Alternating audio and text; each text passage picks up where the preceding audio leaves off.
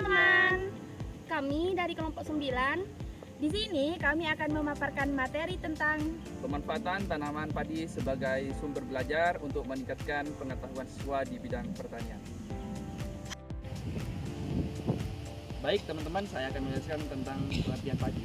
Di mana tanaman padi atau dikenal dengan Oryza sativa adalah tanaman Cerealia yang merupakan salah satu sumber utama pangan di dunia, terutama di Asia. Padi dibudidayakan untuk menghasilkan biji yang dikenal dengan beras, yang merupakan makanan pokok bagi sebagian besar penduduk dunia, terutama di negara Asia Tenggara. Padi adalah tanaman yang memiliki manfaat di ujung hingga akarnya. Setiap bagian dari tanaman padi dapat dimanfaatkan dalam sebagai cara, baik untuk dikonsumsi manusia, pakan ternak, maupun untuk keperluan lainnya. kondisi tumbuh padi.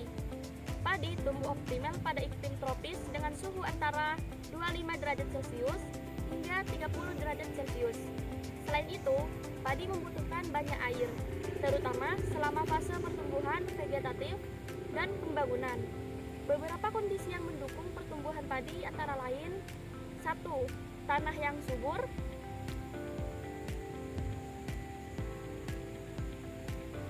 Yang dimana berdrainase baik dan kaya akan unsur hara sangat baik untuk pertumbuhan padi. Yang kedua, padi membutuhkan air yang cukup, biasanya dengan cara penggenangan di sawah. Dan yang ketiga, padi membutuhkan sinar matahari yang cukup untuk fotosintesis. Selanjutnya, ciri-ciri tumbuhan padi. Yang pertama, memiliki akar serabut yang tumbuh dari pangkal batang dan menjalar di permukaan tanah. Yang kedua, batangnya berbentuk silindris, tegak, berongga di dalam, dan terdiri dari ruas-ruas yang disebut nodus. Yang ketiga, daunnya memanjang, lancip, dan bersusun dalam bentuk sejajar. Daun padi biasanya berwarna hijau dengan tulang daun yang sejajar. Yang keempat, memiliki bunga yang tergabung dalam sebuah malai yang keluar dari ujung batang. Bunga padi berwarna putih kekuningan dan memiliki kelopak yang tipis. Yang kelima, buah padi disebut gabah yang berisi butir padi. Gabah memiliki cangkang keras yang melindungi biji di dalamnya. Yang keenam, padi tumbuh dengan akar yang sangat berkembang untuk menyerap air dan unsur hara dari tanah, terutama di lahan sawah yang tergenang. Yang ketujuh, padi tumbuh baik di daerah yang lembab, terutama di sawah yang tergenang air dan memiliki ketahanan terhadap air. Yang terakhir, berkembang biak dengan cara generatif, melalui penyerbukan bunga yang kemudian menghasilkan biji. Manfaat tanaman padi. Secara umum, tanaman padi memiliki berbagai manfaat yang sangat penting bagi baik untuk kebutuhan manusia, ekonomi maupun lingkungan. Yang nomor satu yaitu sebagai sumber pangan.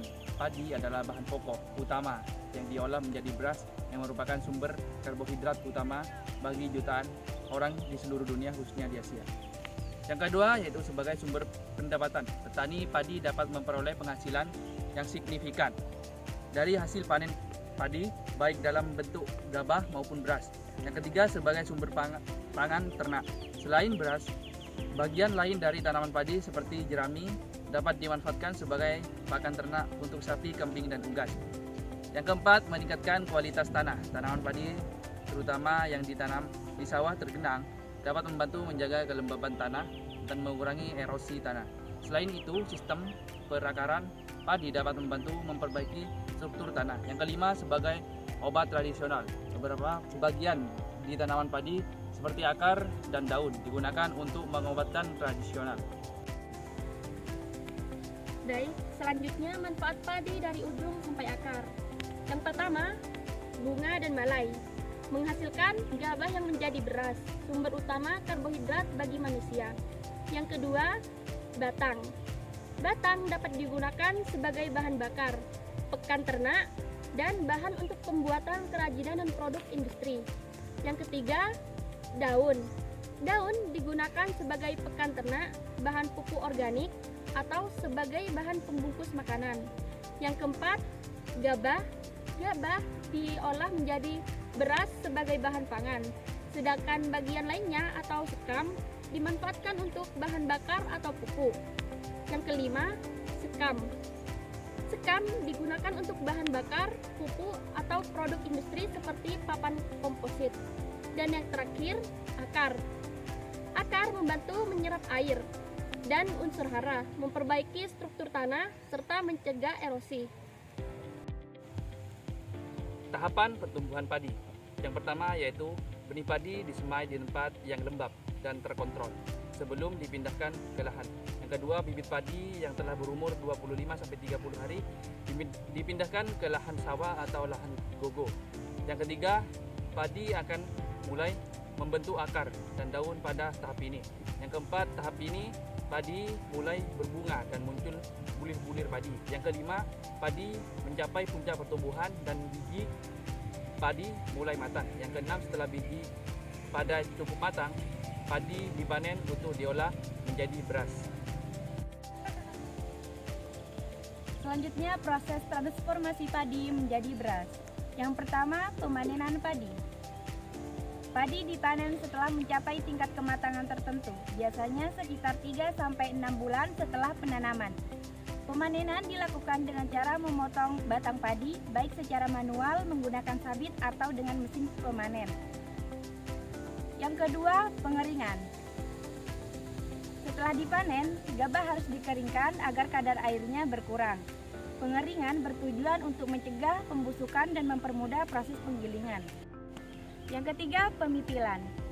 Pemipilan adalah proses memisahkan biji padi atau gabah dari tangkainya. Yang keempat, pembersihan. Oleh karena itu, gabah harus dibersihkan terlebih dahulu menggunakan mesin pembersih gabah untuk menghilangkan kotoran tersebut. Yang terakhir, ada proses penggilingan. Setelah dibersihkan, gabah kemudian digiling untuk menghilangkan sekam atau kulit ari yang menempel pada biji padi. Yang keenam, pemutihan atau poles. Proses pemutihan atau pemolesan beras dilakukan untuk menghilangkan sisa dedak dan menghasilkan beras yang lebih bersih dan lebih putih. Ketujuh, ada proses pengemasan. Setelah beras dipoles dan dibersihkan, beras siap untuk dikemas dan dipasarkan. Yang terakhir, ada proses penyimpanan. Beras yang sudah dikemas disimpan dalam tempat yang bersih dan kering untuk menjaga kualitasnya.